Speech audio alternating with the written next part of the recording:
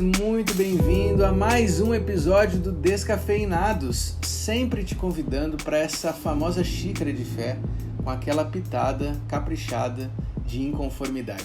Que bom que você pode estar com a gente mais uma vez para mais uma discussão, mais um debate onde buscamos falar de temas do nosso dia a dia e do cristianismo como um todo, aplicando, misturando sempre essas coisas. Enfim, tem sido bom, que bom que você pode estar continuando com a gente, chegando até aqui. Lembrando que você que nos acompanha aí no podcast, esse conteúdo é um podcast, então você pode acompanhar nas principais plataformas. Mas se você quiser ver nosso rosto, você sempre pode nos encontrar também no YouTube, sempre pelos canais aí Descafeinados, o mesmo conteúdo em áudio e em vídeo, como o freguês ou como o cliente preferir, beleza? Seja muito bem-vindo conosco, meu nome é Dani Bravo, falo aqui diretamente de Vila Velha, no Espírito Santo, e na verdade hoje eu sou o único que estou falando aqui de um outro lugar, porque o nosso casting de hoje é completamente de São Paulo. Acho que é a primeira vez que acontece isso, uma unanimidade geográfica nesse nosso podcast diversificado. Então eu vou começar aqui por ela, Marcele Fradeschi, seja muito bem-vinda mais uma vez. Tudo bem contigo? Obrigada, tudo bem, tô ótima, tudo certo por aqui. Estou em São Paulo, capital. A gente está em São Paulo, estado todos, mas tem um aqui que não tá na capital. Né? Tem um de fora. Eu vou esperar chegar a minha vez para te responder. Se você estiver na capital, você vai me dever uma visita. Não, tô não. Mas tô quase. Temos também aqui conosco, essa voz que você já ouviu, vou pra ele agora, né? Vitor BJ, bom ter você com a gente novamente. Esse sim, do interior de São Paulo. Como é que você tá? É isso aí, tô muito bem, falo aqui de Jacareí. Eu questionei a Marcele porque eu tô a 30 minutos aqui da capital, então eu me considero estando em São Paulo capital, mas não, estou no interior de Jacareí. Prazer estar com vocês para conversar um assunto tão importante e profundo que é falar um pouquinho sobre essa questão de meritocracia, enfim, dando spoiler já, né? Cara, mas Jacareí não entra na grande São Paulo, né? Pra dizer que é capital, você deu uma forçadinha aí, não deu não? É mais perto do centro de São Paulo do que a casa da minha sogra, que é em São Paulo. Então eu considero estando em São Paulo. E a forçadinha rolou nos 30 minutos também. Não sei que meio de transporte você usa, mas 30 minutos. Cara, 45. Tá vindo rápido, viu? Tá andando rápido, cara. Você vai tomar multa nessa velocidade que você tá vindo pra São Paulo. Pai, já apresenta o próximo aí, Dani. Se complicando. E nós temos então, voltando para São Paulo, aí com 30 minutos de carro, chegamos a Thiago Rodrigues. Seja muito bem-vindo, Thiago. Tudo bem contigo? Tudo em paz, muito obrigado. Eu também estou em São Paulo. Mas se Jacareí tá ficando mais perto, eu fico feliz também, né? Se as cidades estão se aproximando. Muito bom. E é um prazer estar aqui de novo. Isso é expansão territorial, as fronteiras estão diminuindo, entendeu? Estão ficando mais próximos aqui, Exatamente. Bom, eu preciso entregar uma coisa de bastidores aqui já falando pra vocês, porque eu não falei isso pra vocês. Desde que a gente começou a gravação de todos os episódios, inclusive os especiais, esse é apenas o segundo episódio que a gente grava de noite. Todos os episódios a gente grava de manhã, por minha culpa. E aí eu já percebi que o pessoal que participa aqui de noite funciona melhor, mas a minha cabeça já não mais como antigamente funciona tão bem à noite. Então hoje é o momento de vocês. Brilhem aí que eu vou me enrolar mais, na introdução eu já comi umas palavras aqui, enfim. Então é com vocês hoje, tá? Porque hoje, nesse período da noite, fazendo um gancho muito louco aqui agora, eu não merecia estar aqui hoje, entende? Não merecia estar aqui. Olha que gancho bonito. Tão forçado quanto a Jacareí. Porque o nosso tema de hoje... Você não se esforçou o suficiente pra merecer estar aqui, Dani? Exato, eu não dormi o suficiente pra estar inteiro agora. Deixou a desejar nas tarefas domésticas hoje e agora devia estar cuidando da filha. Conta a verdade. Pode ser. Não, mas o Lucas já tá dormindo já. Do filho, Lucas. Tá dormindo. Deu tudo certo. Mas mesmo sem merecer, a gente te aceita aqui e vamos desenrolar um bom papo aqui hoje. Obrigado pela graça de vocês. Nosso tema de hoje é meritocracia. Falaremos sobre meritocracia. Vou começar com a pergunta padrão, clássica. Vou fazer um pouquinho diferente. Como vocês veem a meritocracia acontecendo no nosso mundo hoje? Talvez pode parecer óbvia a pergunta, mas só pra gente aquecer os motores. quais são formas da meritocracia acontecendo no dia a dia, por que esse é um tema tão presente na nossa vivência. E aí, o que vocês me dizem? Eu entendo que a gente vive numa sociedade, né? Acho que o próprio capitalismo que a gente vive hoje inserido, ele acho que é baseado num dos principais pilares, que é o mérito, né? Você merecer, você fazer para receber, você trabalhar para ganhar um salário, você estudar para ter a nota no final do bimestre, trimestre, enfim. Parece que tudo está baseado nisso, nosso sistema econômico, nosso sistema de trabalho, até às vezes nossas relações sociais, a gente liga meio que assim também, como que eu preciso dar amor para receber amor, eu preciso, e parece que a gente fica o dia inteiro vivendo em volta desse preciso, né? Tenho que fazer para, e muitas vezes, na verdade, nem tudo se baseia nessa lógica simples que a gente acaba querendo colocar tudo dentro da caixinha do mérito, né? Até a educação, né? A forma como a gente já começa a educar as crianças já vem nesse sistema meritocrático. Você quer fazer isso? Você vai ganhar isso se você fizer aquilo. Então, a criança ela já nasce já sendo ensinada que esse é o sistema. Esse é o sistema do mundo, esse é o sistema da casa, esse é o sistema da escola, de todos os lugares onde ela se colocar. E eu acho que o mais louco de tudo isso é porque toda essa mentalidade meritocrática, ela tira o olhar nosso, do nós para o eu. E acaba que eu acabo me vendo de certa forma em contraponto aos outros, os outros como concorrentes. Então eu tenho que fazer melhor para merecer, e automaticamente eu acabo sempre me comparando e tentando superar não a mim mesma e os meus limites, mas os limites dos outros também. E aí acaba... Pode entrar, Ti. Não, é que eu queria roubar o lugar do Dani rapidinho, porque você falou um negócio e eu não tenho como responder isso, mas vocês têm como responder, que você falou o negócio da criança. Eu já não tenho. Porque, por exemplo, pensando na educação dos filhos, né? E isso realmente está muito presente, né? Na formação das crianças, seja no ambiente de casa, seja na escola, essa coisa de que você faz tanto e recebe isso, se você esse condicional, os estabelecimentos das trocas e tudo mais. Aí eu pergunto para vocês, tem como educar os filhos, criar as crianças, tem como fazer isso sem essa lógica meritocrática? Olha, eu começo aqui, mas sem dar resposta, mas eu digo que é um desafio. Eu comecei a estudar sobre esse assunto, conversei já com a Marcele, com alguns amigos sobre isso em alguns momentos, porque é um desafio. A gente tenta não ir, a gente tenta ir, né, até um livro que eu indico que fala sobre esse assunto Educando Filhos pela Graça, se eu não me engano, Vida Familiar Transformada pela Graça.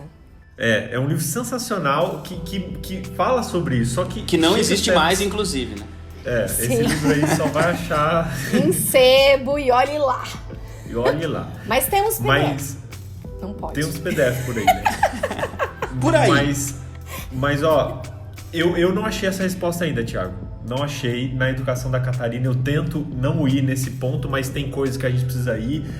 A nuance que eu tenho entendido um pouco é que talvez em certo momento inicial a papinha da criança ela precise, parece que um pouco disso, até ela desenvolver a maturidade de aos poucos ir entendendo o contexto e eu ir mudando essa perspectiva.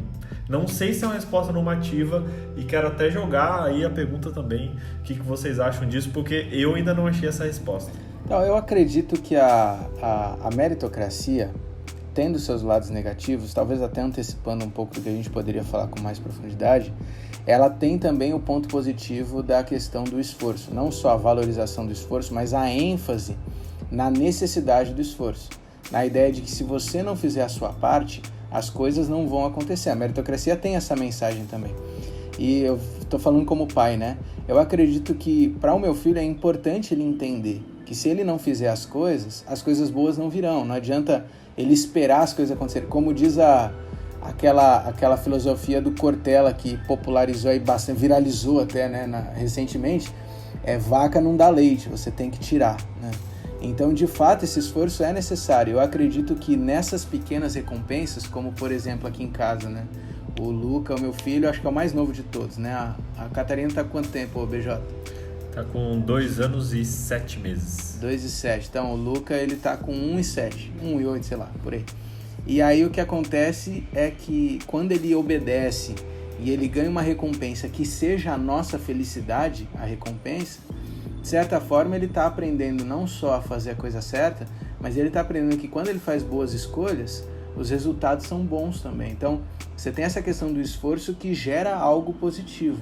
Agora, por outro lado, também, se eu vou desenvolvendo essa coisa do só buscando mérito, eu vou nessa exaltação do eu o tempo inteiro. Eu acho muito interessante o que a Marcele falou ali, a coisa do individualismo que a meritocracia levanta, excluindo completamente... Aliás, essa é a promessa da meritocracia, né? Que todos, essa é a promessa teórica pelo menos, todos têm uma oportunidade, todos têm a chance de crescer, mas sempre nessa ótica individual, quer dizer, eu vou atrás do meu mérito, eu vou atrás do meu esforço, correr atrás do que é meu e conquistar o que é meu. Então ele tira completamente não só o pensamento do ajudar o próximo, mas o pensamento também de servir o próximo, o pensamento de crescer juntos, nada disso faz sentido na meritocracia.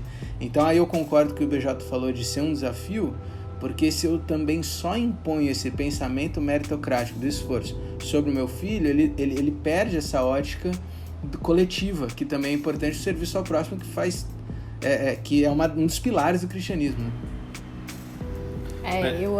Desculpa, Ti, pode falar. Não, fala aí, que eu fiz a pergunta, eu não tenho propriedade para responder, eu tô só ouvindo mesmo. Lugar de fala. O que eu ia comentar é que é desafiador mesmo, até porque, por exemplo, nós aqui, né, eu creio que talvez eu seja mais velha dos 3 que são pais, e no meu caso mãe aqui, mas a gente é da mesma geração, né? Sua filha que é mais velha, Marcelo, não é você. É isso, é minha filha, que é só um pouquinho mais velha, ela tem 12 anos, é só um pouquinho mais velha do que o seu filho. Só um pouquinho, coisa pouca só, a diferença de idade. Enfim, mas que é um desafio mesmo, porque a gente foi criado nessa lógica meritocrática. Eu fui super criada nessa lógica meritocrática. Então, assim, você passar uma educação para seu filho, diferente da que você teve, de tudo que a tua vida vem seguindo, é um desafio, é sempre uma dúvida de até onde eu posso ir, como o Dani falou, né? Até que ponto eu não tô sendo talvez complacente e não incentivando o meu filho a se esforçar mais, mas eu penso que talvez o princípio esteja exatamente nisso que eu falei e o Dani repetiu agora.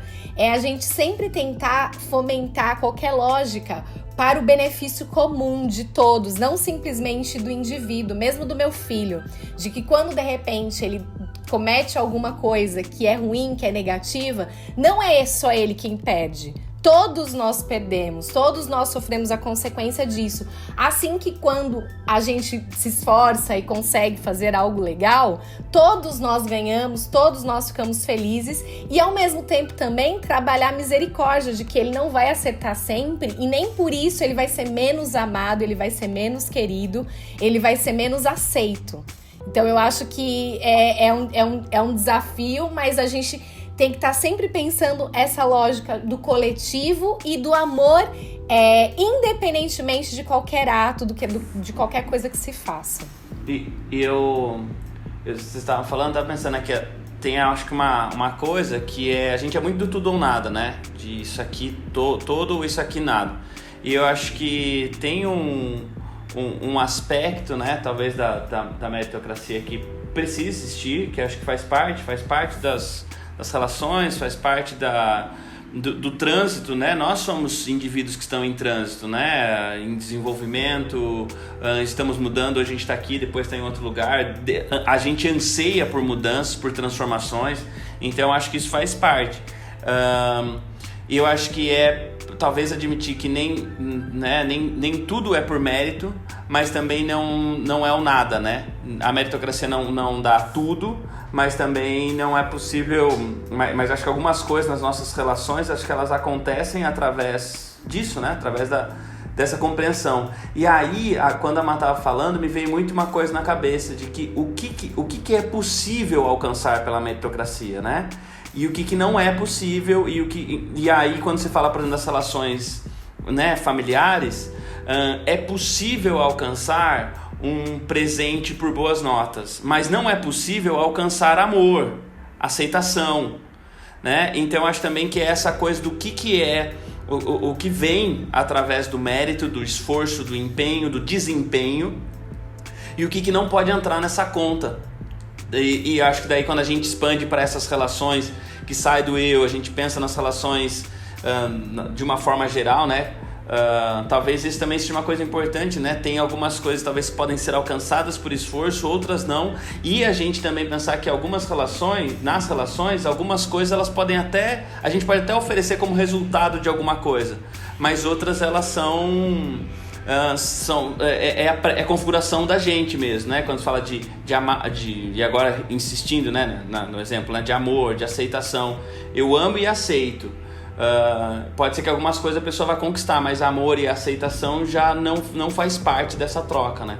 Colocando em outras palavras, isso, Thiago, é basicamente o que eu posso comprar com mérito, com esforço, e o que não está à venda, o que não é comprável, né? O que é por outra lógica que pode ser alcançado, né?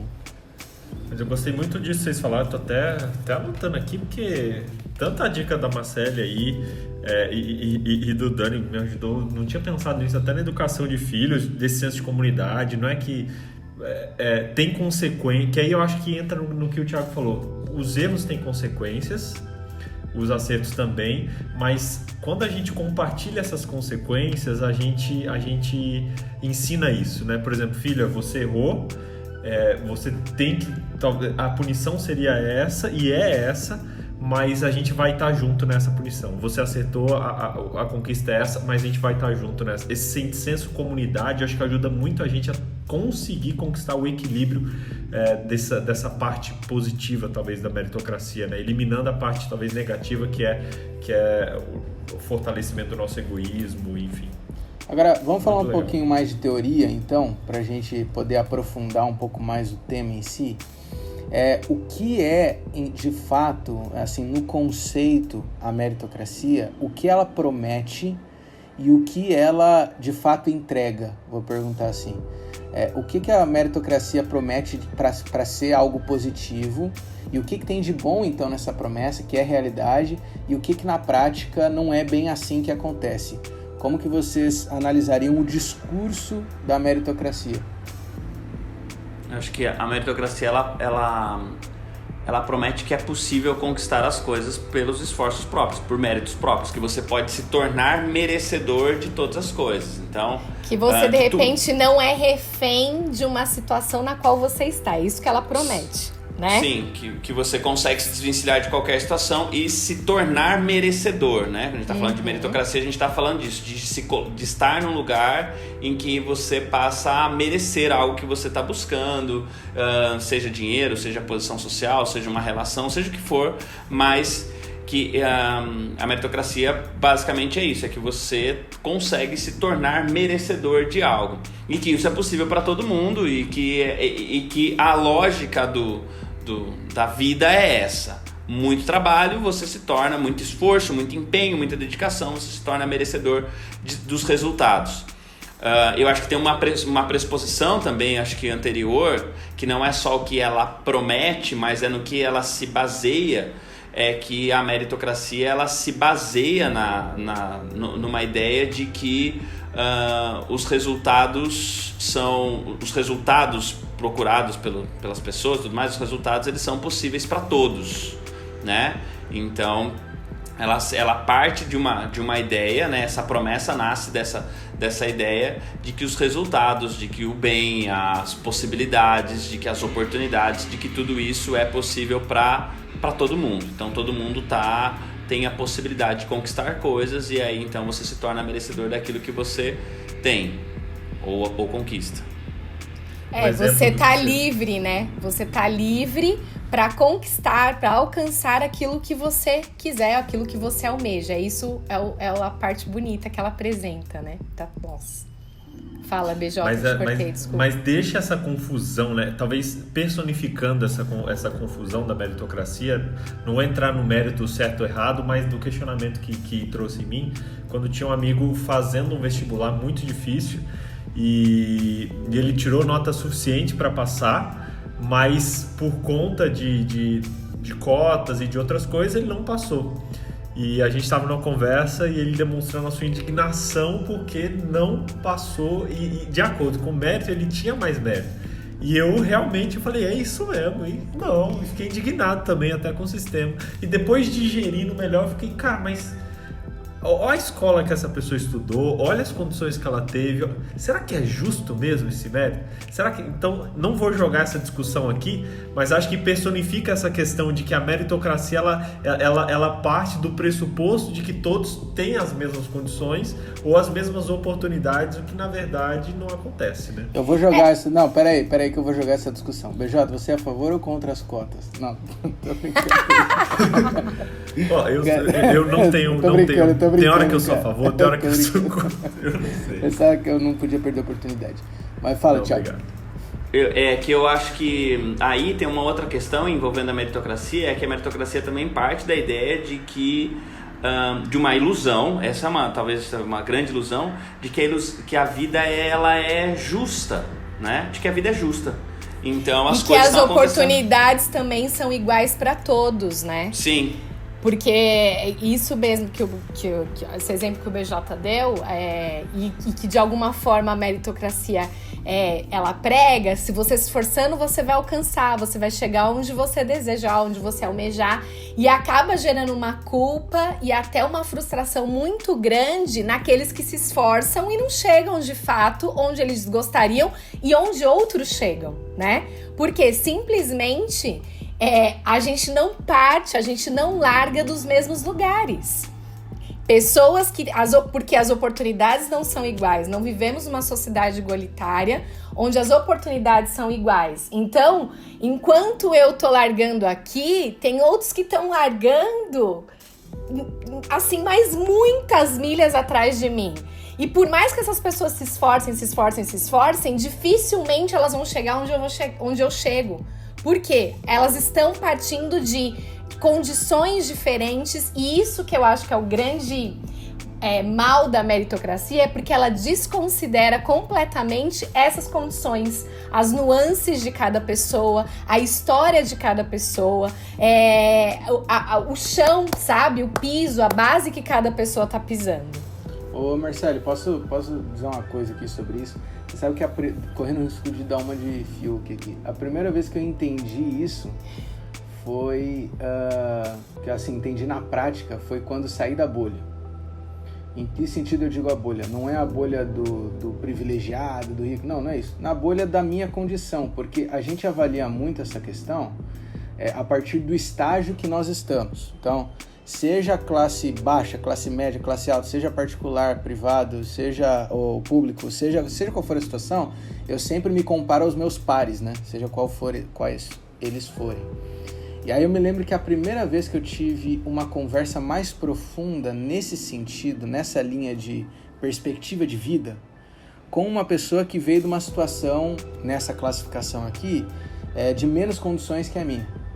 Uma pessoa que veio de uma situação mais simples, uma situação menos instruída. Então, enquanto eu fui privilegiado, né? Agora vou dar de Fiuk aqui. Fui privilegiado de estudar numa escola particular a vida inteira, de ter a condição necessária de tranquilidade, digamos assim, não ter aquela dor de cabeça o tempo inteiro, de inclusive ter oportunidades de conhecer pessoas, conhecer lugares, conhecer visões. Isso me possibilitou, eu vi a partir dessa conversa, enxergar a vida com uma perspectiva diferente, no sentido de ideias, de possibilidades, no sentido de, puxa, mas eu podia inovar dessa forma, ou podia talvez buscar essa outra alternativa aqui com criatividade e inclusive almejar algo maior, né? E aí, conversando com essa pessoa específica que morou no interior a vida inteira, mas assim, no interior, aquele que mal chega energia elétrica. A pessoa que estudou o tempo inteiro numa situação muito precária, que não teve nada dessa condição, aí você percebe que não é só a falta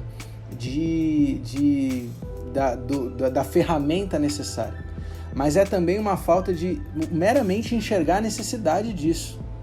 Ou meramente enxergar a possibilidade de dar um salto mais alto, a possibilidade de buscar algo maior. A pessoa ela não foi preparada nem mesmo para esse tipo de ambição, eu vou dizer assim. Então, aí eu fui percebendo que o buraco é muito mais isso, o buraco é muito mais embaixo, quer dizer, a situação dessa igualdade não é só a situação de um tem mais, o outro tem menos, mas até mesmo a coisa de um saber que pode ir mais e outro nem imaginar que ele pode, aonde ele poderia chegar. Então, de fato, a meritocracia desconsidera, né, essas questões. Tudo isso foi para concordar nesse sentido.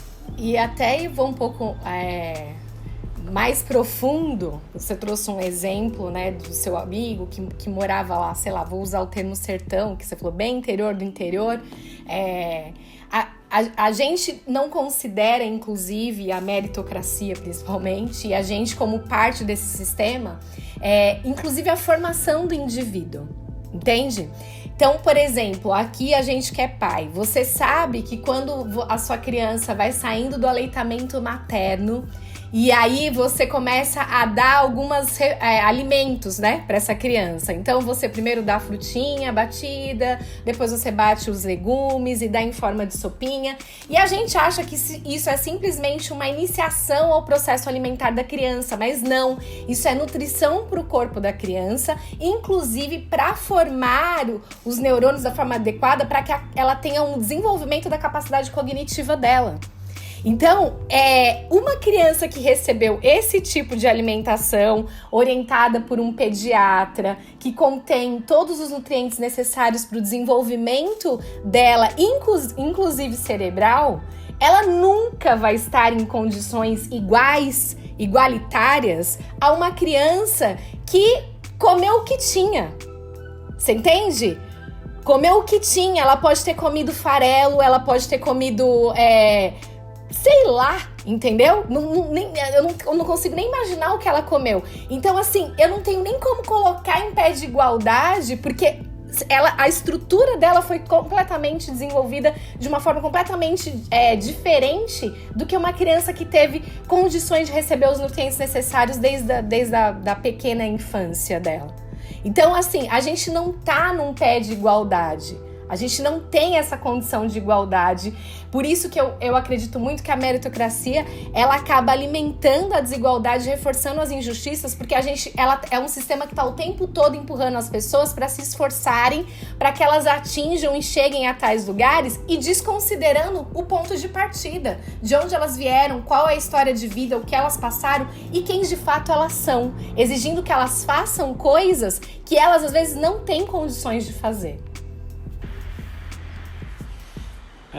E acho que também tem um aspecto que é sobre como a meritocracia ela transforma, né? Não é a meritocracia, a gente está falando de meritocracia como se fosse algo que existisse, né?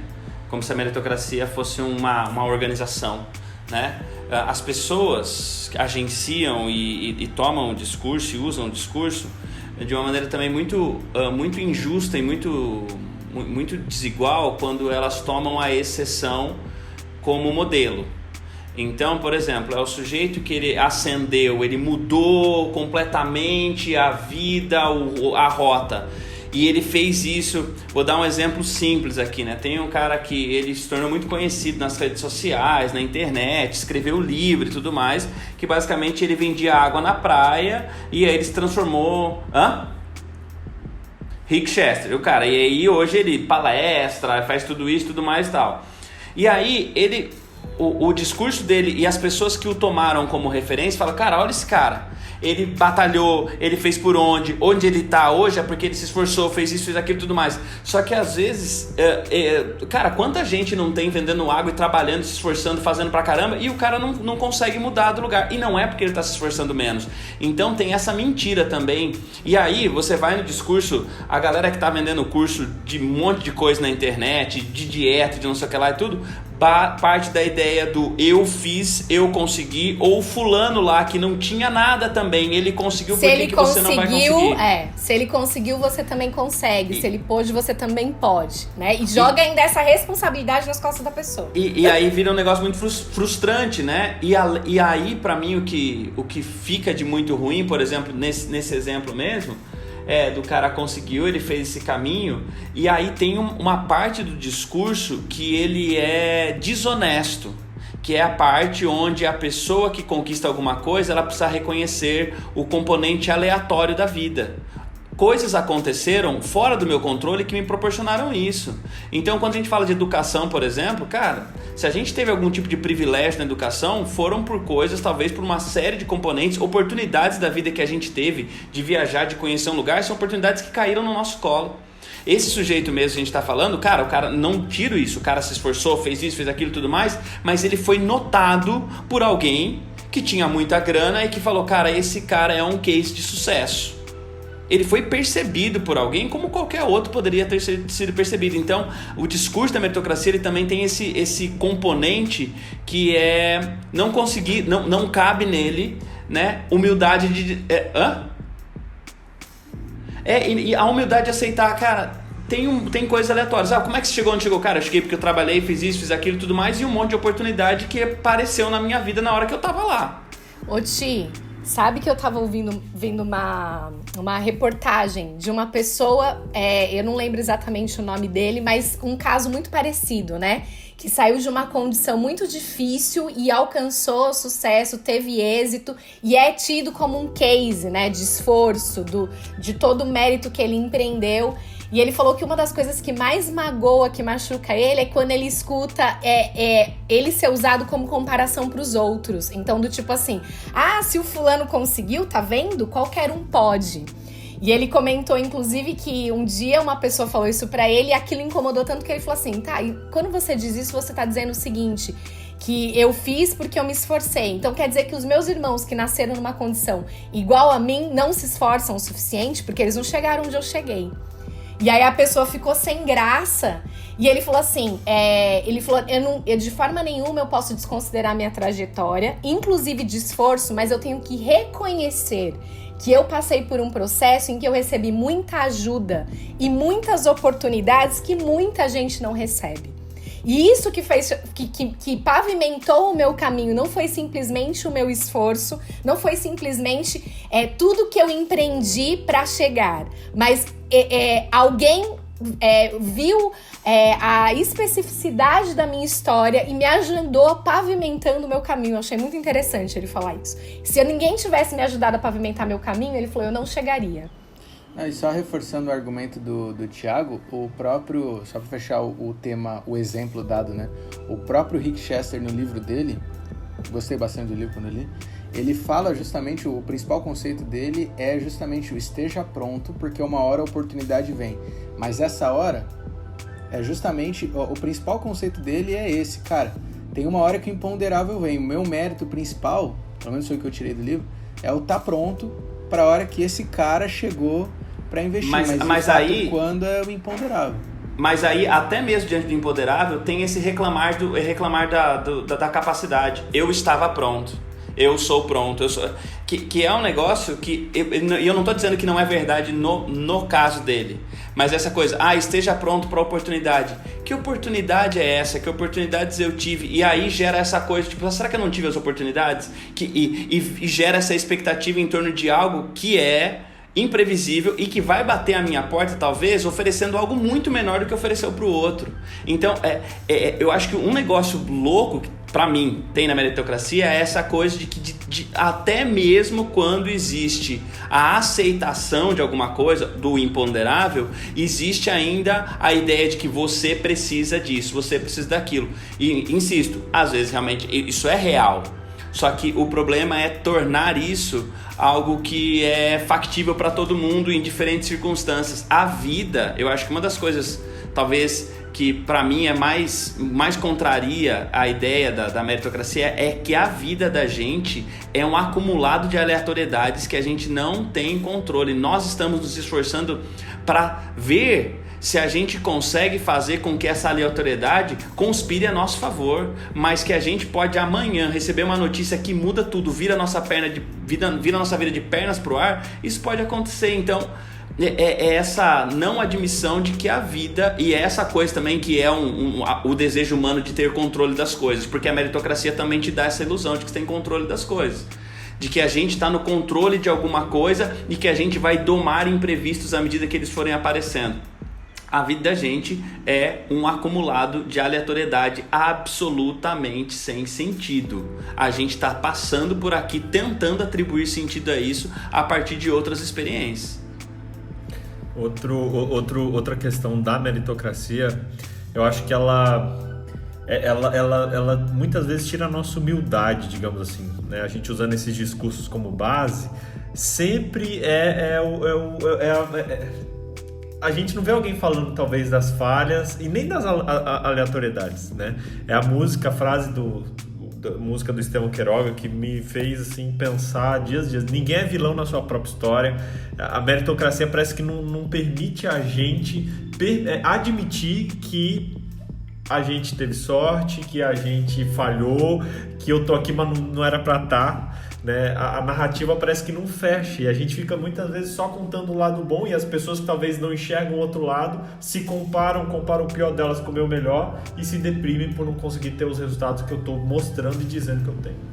Agora, teve um ponto que o Thiago falou que me chamou a atenção, eu acho que a gente pode, como próximo tema aí, enfim, como sequência da discussão, que ele colocou a questão de que... Olha só, perdi o fio da meada.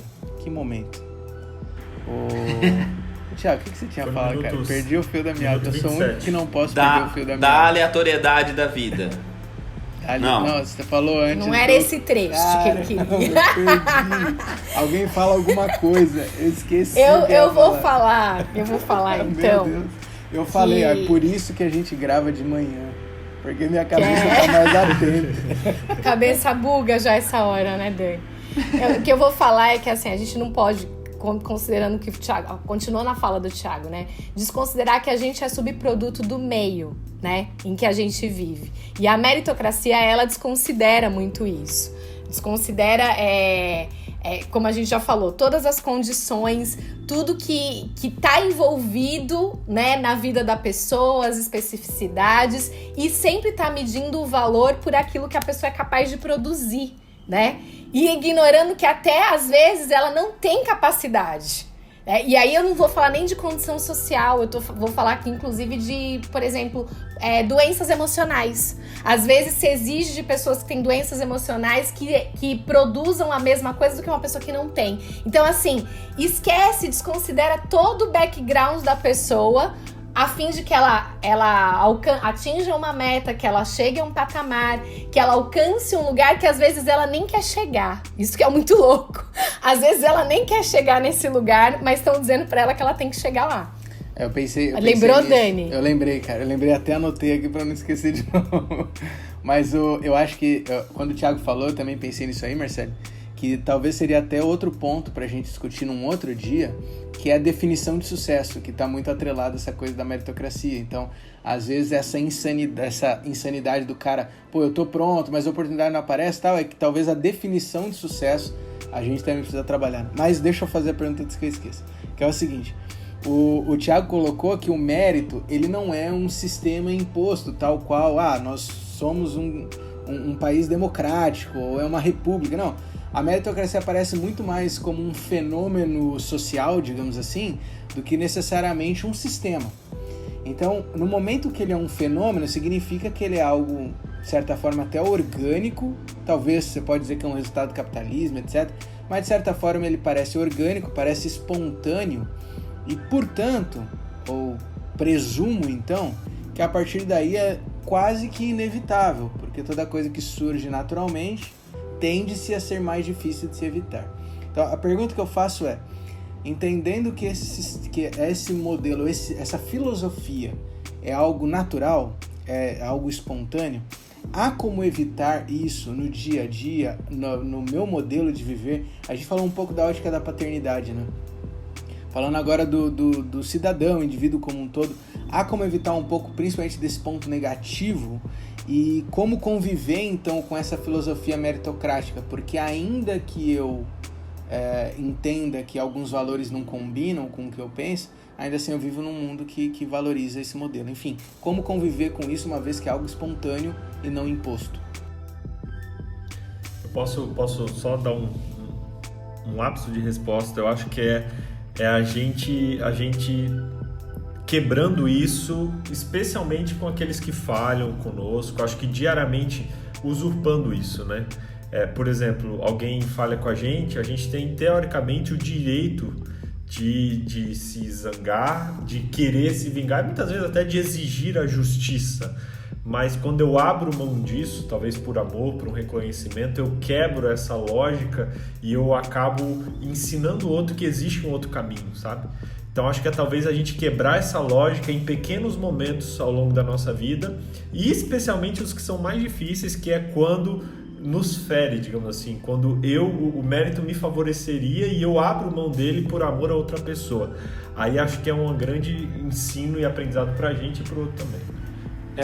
Eu concordo muito com isso que já está falando, porque eu acho que é uma lógica que a gente descreve, a gente percebe ela muito facilmente, né, nas questões de trabalho, de estudo, progresso acadêmico, carreira e tudo mais, mas é uma lógica que a gente empresta para as relações. Eu acho que se a gente conseguir, talvez, não ter relações orientadas por isso, relações pessoais, já é um grande ganho. No que diz respeito a progresso acadêmico, a vida profissional e tudo mais, a gente só sente e chora porque não tem o que fazer. A gente não tem, né?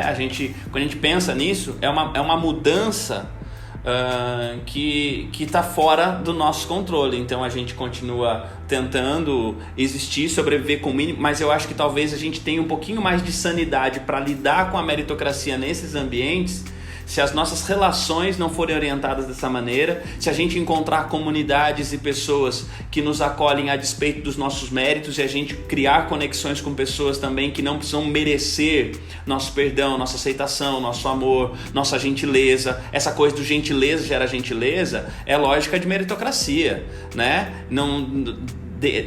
Sair dessa lógica nas relações, acho que já pode criar pelo menos um oásis, que eu saio do meu trabalho onde eu estou competindo, eu saio da faculdade onde eu estou lá, né, essa coisa de matar um leão por dia, e eu chego em casa ou estou com os amigos ou na minha comunidade de fé, não vivo isso, né? Nesse lugar eu vivo em ninho, né? É ninho, é abraço, é acolhida, né? Acho que se a gente conseguir ter pelo menos as relações não operando sobre essa lógica, acho que já é um grande passo para a gente conseguir se manter são diante dos lugares onde a gente não tem como controlar a existência dessa dinâmica. Eu não sei se vocês concordam, mas eu acho que em alguns momentos, como você citou o acadêmico e tal, essa é a minha opinião pelo menos, tá? Eu acho que nem tem muito o que fazer no sentido, se o sistema fosse mudar, ia fazer o quê, digamos assim? Porque, de certa forma, não sei, me parece a única opção, ou talvez a mais próxima de justiça, digamos assim. Então, talvez, em alguns momentos a gente vai ter que conviver mesmo, porque, basicamente, meio que não tem o que fazer, pelo menos é a minha visão. É que eu acho que é o que o Thiago falou. Tem coisas que fogem à nossa alçada, né? Então, assim, é um sistema, por exemplo, educacional, que eu não tenho influência para mudar, até para influenciar de forma diferente. Mas dentro dos meus contextos, eu posso sim agir de maneira a olhar para as situações, para as pessoas, e também procurar aplicar o conceito de equidade, que é um conceito que eu gosto demais, que é o cetro de Deus, né? A gente lê isso na Bíblia, que o cetro de Deus é o cetro da equidade, onde eu procuro realmente oferecer para as pessoas aquilo que elas precisam, não aquilo que elas merecem ou aquilo que é igual, né? Tem uma ilustração que eu gosto demais, até esses dias eu postei na minha rede social, que ela mostra 3 pessoas olhando para um campo. Não sei se vocês já viram essa ilustração. Olhando para um campo de beisebol. E aí é um rapaz grande, um médio e um pequenininho, né? E aí, no conceito de equidade, de igualdade que muitas pessoas pensam, bom, vou começar pelo sistema meritocrático, né? Esse aqui, ele pode, porque ele de repente tem condições, ele pode comprar três banquinhos, por um em cima do outro, ele vai enxergar mais do que os outros, o pequenininho vai continuar enxergando nada, e do meio também não vai enxergar. Igualdade seria eu distribuir cada um desses banquinhos, um para cada um, mesmo assim o baixinho ainda não vai conseguir enxergar. Equidade é o quê? É eu dar a condição de que todos olhem para esse campo de beisebol. Então, aquele que é pequenininho, ele que precisa dos 2 banquinhos, né? Eu posso ter um e o outro que é alto não precisa ter nenhum. Então, assim, se nos meus universos, né, micro, onde eu me colocar, eu conseguir ter essa mentalidade, por exemplo, pensar, né, agora trazendo que por mais que eu tenha talvez dinheiro para comprar 10 sapatos, né, eu não preciso ter esses 10 sapatos e eu posso compartilhar com quem não tem. Então, eu acho que é a gente ter esse olhar de abrir mão, como o BJ falou, daquilo que é direito em favor do que o outro necessita, do que aquele que tá ali do meu lado necessita, dentro do que eu posso fazer, dentro da esfera em que eu posso atuar. Bom, a Marcele já pincelou aí, então eu queria migrar com vocês, terminar de migrar, né, para justamente a lógica cristã. De que maneira a gente sempre fala tudo isso com base em valores cristãos e tentando entender como que os valores cristãos se aplicam nas questões que a gente discute. A gente já mencionou em algum momento, mas de que maneira, então, essa lógica da meritocracia se aplica à espiritualidade? De que maneira a meritocracia se relaciona com a nossa forma de ter o nosso contato com Deus? O que vocês pensam aí? Acho que no reino de Deus, na compreensão bíblica, existe um convite constante para a gente aprender, né? Quando Jesus fala, né, de olhar os lírios, olhar as coisas, né? Mateus capítulo 6, ele está chamando a gente para a consciência da bênção, para a consciência do que é a bênção, para a consciência do privilégio. E uma coisa é certa, que no reino de Deus, os privilégios, eles chegam até nós para que a gente oportunize direitos para os outros, né? Eles passam pela gente, né? Eles estão chegando e passando. Acho que a gente é chamado a ter essa noção de que nós existimos, quando Paulo fala nele, nós existimos, nos movemos e tudo mais, tal, ou seja, que a nossa suficiência, a nossa vida está nele. A gente não merece a vida, a gente não merece o estar, a gente não merece. Isso é dom da graça, né? Tiago capítulo 1, né? Quando o Tiago fala sobre todo bem procede do Pai. Se tem alguma coisa boa acontecendo na minha vida, foi Deus quem enviou. Às vezes a gente acha que porque a gente conseguiu ou teve alguma participação nos meios, que então a gente se torna detentor da bênção, né? Mas a condição de construir, de fazer os meios para a bênção também é uma dádiva divina. Então acho que algo que dentro, né, na nossa relação, a primeira coisa, acho que talvez seja isso, é essa noção de que tudo que é bom que a gente faz ou recebe começa em Deus, está nele. Ele é a origem de todo bem.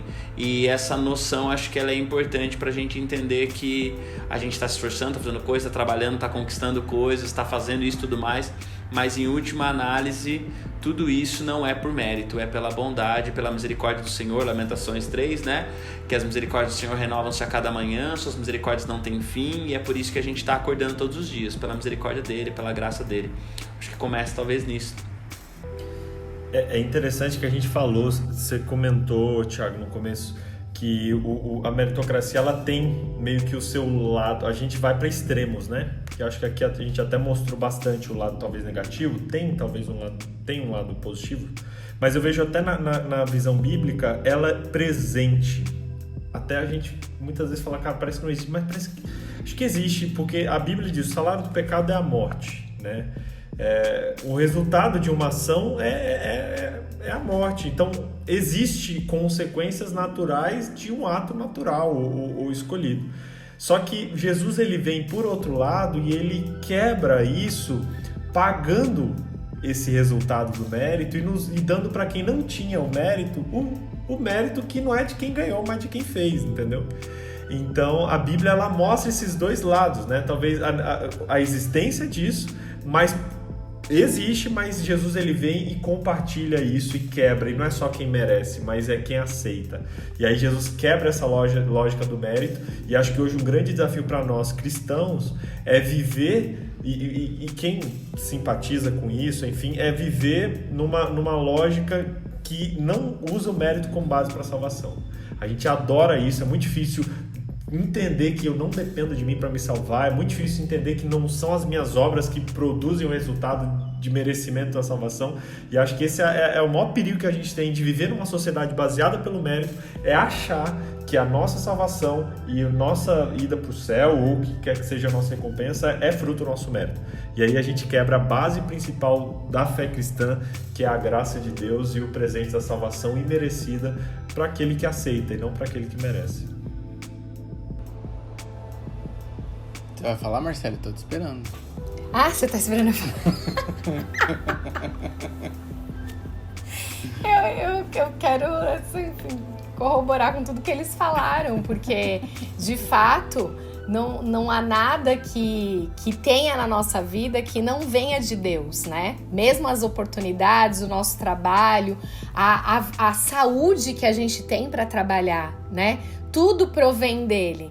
Então, por que não pensar que tudo isso está na minha vida para que eu simplesmente administre e faça chegar onde precisa? E não precisa chegar apenas na minha casa, só para minha família, para aqueles que estão ali dentro do meu núcleo.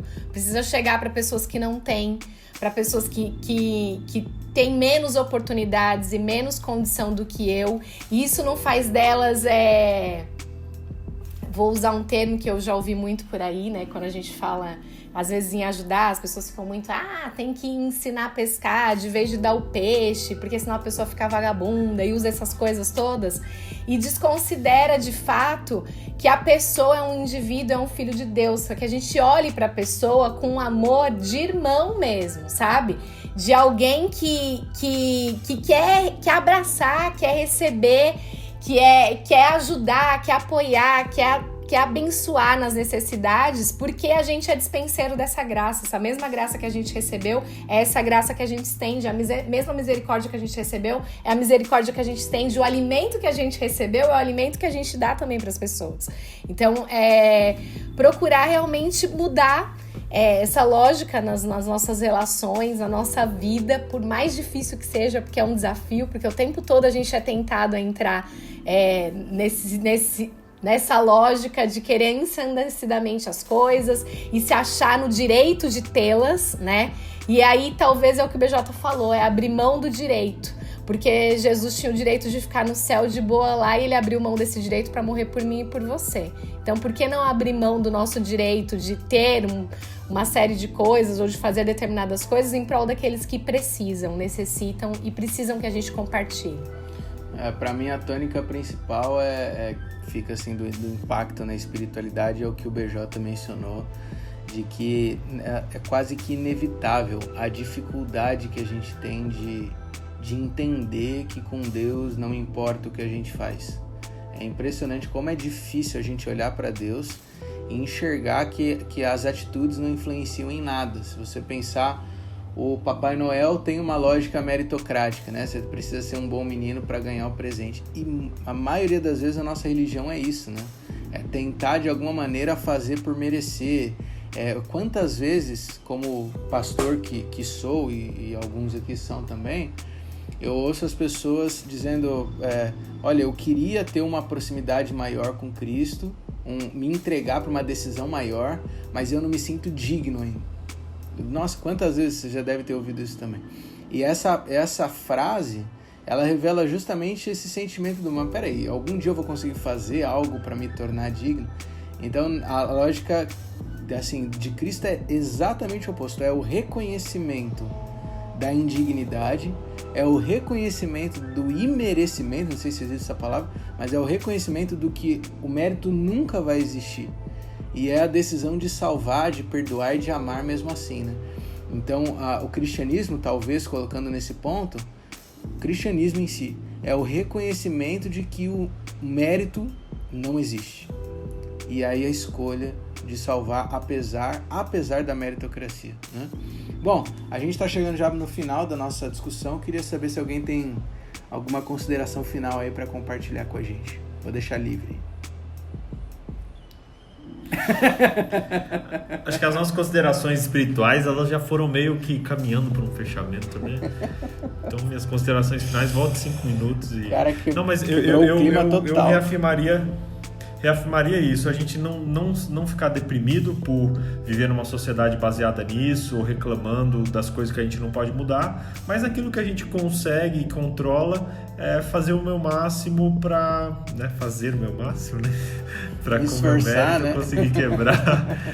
Mas tipo, para mim ficou muito claro isso. Eu talvez não trabalhe no MEC para mudar o nosso sistema educacional, mas eu tenho liberdade de em uma esfera, educar minha filha em vários valores que eu posso talvez mudar isso, né? Então, lidar com o que eu não posso mudar e no que eu posso mudar diariamente em pequenas ações, abrir mão desse direito, exercitando assim a subversão da meritocracia, né? Repetindo, não que ela seja de todo ruim, mas acho que precisa estar num lugar de equilíbrio. E talvez volte àquilo que a gente falou lá no início, né? De reconhecer que existem elementos que eles precisam do esforço para ser alcançados, e se a gente não fizer nada, simplesmente a roda não gira. Mas existem coisas que são inegociáveis, né? Acho que é isso que Deus ensina pra gente. O tempo inteiro ele coloca ali, em nenhum momento a Bíblia anula a necessidade do esforço, a necessidade de fazer a sua parte, de sair da preguiça. O próprio Salomão diz, vai ter com a formiga, ó preguiçoso. Então em nenhum momento a Bíblia anula isso. Mas todo tempo, quando fala do amor de Deus, quando fala da aceitação de Deus, quando fala da graça de Deus, aí o mérito simplesmente não entra em discussão, porque isso não altera em nada. Deus me ama até mesmo no momento que eu escolho não amar mais Ele. Esse é o tipo de amor que Deus tem por nós. Portanto, fica tranquilo que Deus te ama, Deus te salva, e agora o estilo de vida que tanta gente busca de alguma maneira merecer algo, não tem nada a ver com isso, tem que ver apenas com o estilo de vida de alguém que é amado, de alguém que sabe que é perdoado. Espero que essa discussão tenha sido útil para você de alguma maneira. Continua acompanhando a gente para as próximas discussões. Até a próxima, esperamos merecer a sua companhia.